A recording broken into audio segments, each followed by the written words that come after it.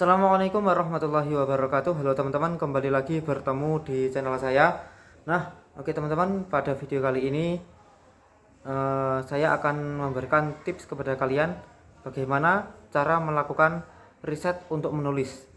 Di video-video saya sebelumnya, saya sudah beberapa kali menyinggung bahwasanya ada kalanya tulisan itu perlu yang namanya riset, ya. Jadi kita perlu observasi terlebih dahulu. Jadi gini, saya ambil contoh seperti buku sejarah misalnya, sejarah kerajaan atau sejarah kemerdekaan suatu bangsa. Nah, kita mau menuliskan sejarah itu, nah maka kita kan ya harus riset dulu, ya kan, kepada kita tanya-tanya ke ahli sejarah. Nah, kita membaca sejarah-sejarah yang terdahulu gitu. Terus kita kan nggak mungkin kalau kita itu menuliskan sejarah ya ngawur alias tanpa dasar, kan nggak mungkin. Kita menuliskan biografi seorang presiden misalnya atau tokoh nasional, tokoh agama.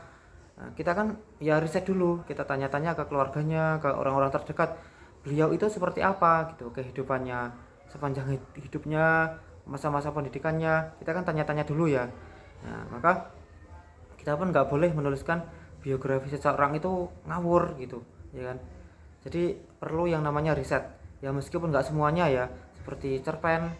Terus kadangkala novel kan ya kita tinggal mengembangkan imajinasi kita, ya kan. Kayak puisi itu kan nggak perlu riset ya. Nah, tapi ada beberapa tulisan yang memang perlu riset gitu loh, seperti buku sejarah, seperti biografi seseorang misalnya. Nah, ada satu novel, yaitu novel tentang kamu.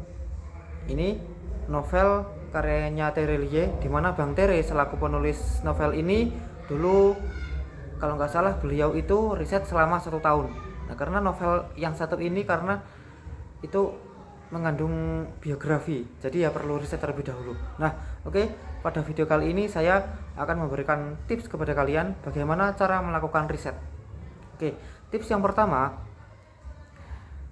kita bisa riset lewat membaca. Nah, misalnya gini ya, misalnya kita mau menulis artikel tentang manfaat dari buah apel misalnya kan.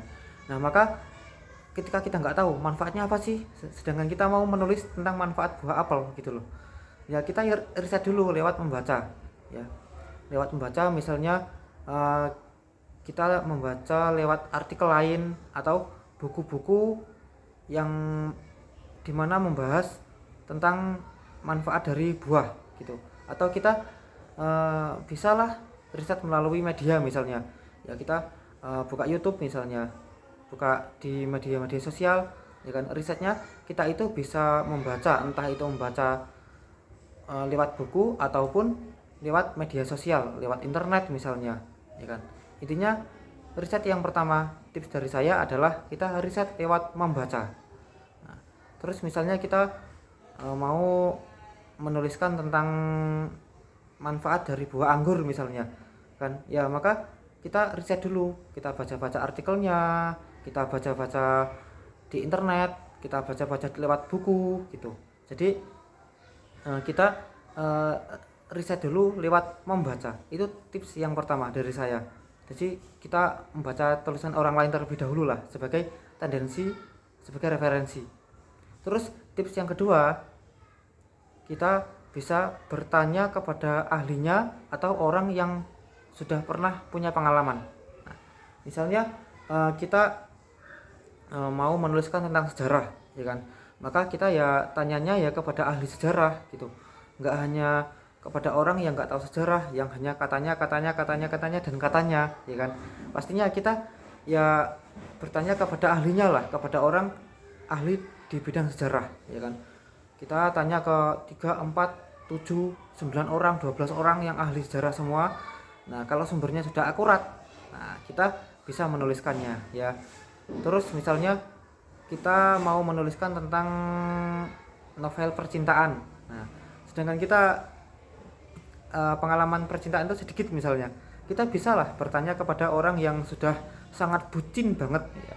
Jadi misalnya ada orang yang punya pengalaman cinta, misalnya teman kita ya, dia pernah mengalami cinta bertepuk sebelah tangan. Nah, maka kita bisalah tanya-tanya ke dia, ya kan, gimana sih perjalanannya dulu. Nah, terus awal awal kenal dengan sang kekasih itu gimana, terus akhirnya hubungannya kandas itu bagaimana. Kita ya tanya kepada orang yang pengalaman lah, seandainya kita kurang berpengalaman di bidang tersebut misalnya, ya kan.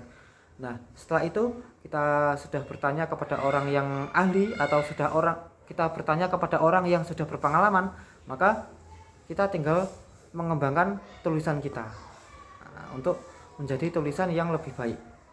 Oke teman-teman, itu tadi hanya 2 tips ya dari saya ya, cara melakukan riset. Yang pertama, riset lewat membaca, entah itu membaca lewat platform internet ataupun lewat buku-buku. Terus yang kedua, bertanya kepada ahlinya atau orang yang lebih berpengalaman dari kita. Oke teman-teman, itu tadi sedikit tips dari saya, semoga bermanfaat. Kurang lebihnya saya mohon maaf. Assalamualaikum warahmatullahi wabarakatuh.